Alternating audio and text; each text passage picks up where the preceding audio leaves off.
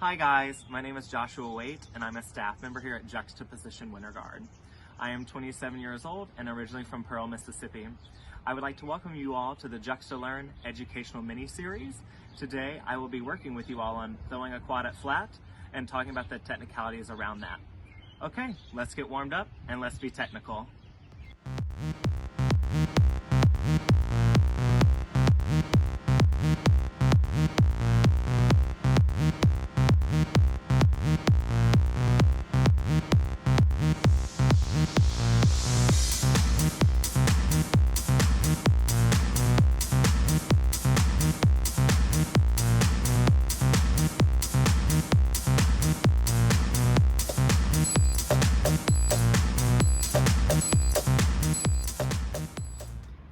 Thanks for joining me today. Let's get talking about that really technical quad. Yeah, for my feet today, I'll be demonstrating in parallel first. Just keep in mind you can totally take this step out into open second position to the front. Just whatever makes you feel most comfortable. As far as hand placements on the gun, yeah, my right hand is going to be pinky flush with the edge of the butt, and notice my fingertips aren't back, they're all the way down on the front. Yeah, so one long line from elbow through the top of the wrist through the fingers. And then my left hand, guys, is going to be splitting the clip and the bolt area here with my left hand under, and again I'm pressing that thumb on the back. As far as my fingertips right now, guys, something that really helps me, I have a lot of energy in my fingertips when I toss, so if you don't really know what that feels like, a good idea is to put little sheets of paper or sticky notes between your fingers, yes, and then make sure they're squeezing, and then as you're tossing a little bit, just make sure your fingertips don't open up. You want to keep nice tight energy with both hands all the way from your flat to your dip, especially into the release. Cool. So again, do my parallel first.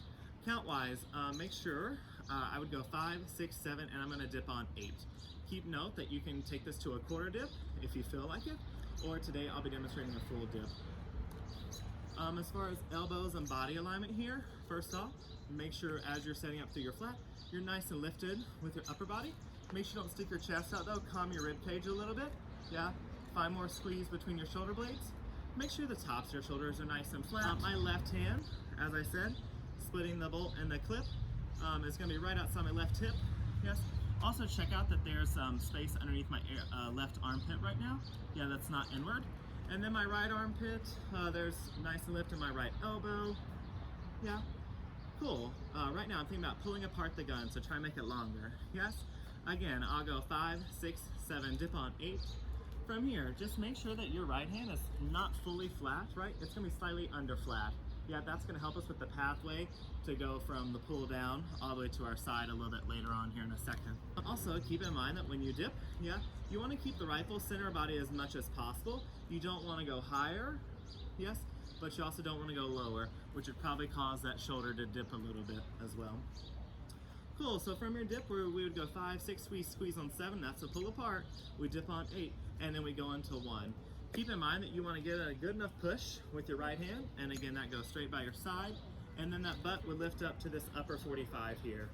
Again, my left hand is still pressing on the back side of that, yeah? So dip to go up. Yes, from there, if your younger performers are having a little bit trouble with that wrist turnover, I would suggest taking some windshield wiper ideas, which is exactly this idea, but you want to try and get the butt all the way up there to that 45 where you want their release point.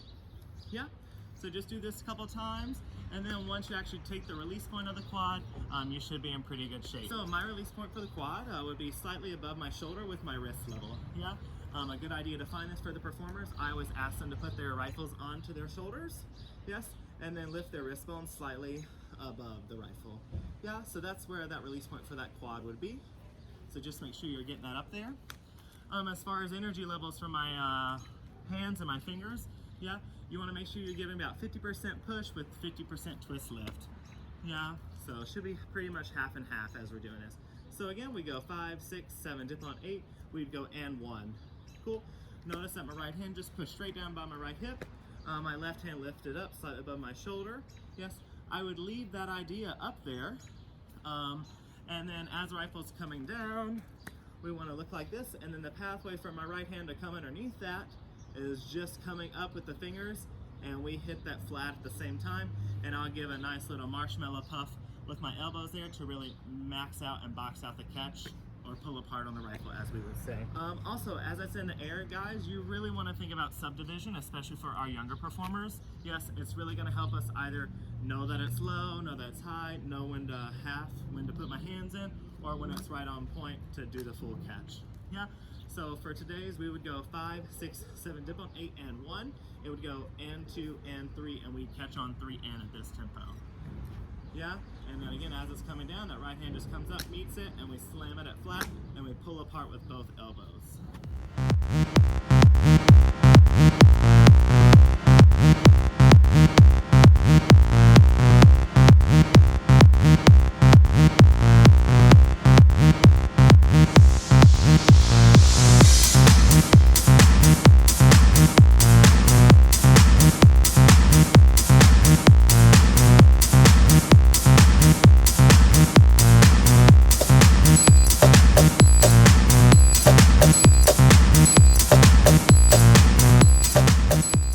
Hi guys, welcome back. We hope that went well for you all, and we thank you for joining us for the JuxtaLearn educational mini-series. If you would like some educational feedback from a staff member or wanted to show off some of what you learned today, please make sure to upload and post your videos to social media, tag us, and use the hashtags JuxtaLearn, JuxtaTechnique, and JuxtapositionWG. We can't wait to see you next week, same time, same place. See you soon.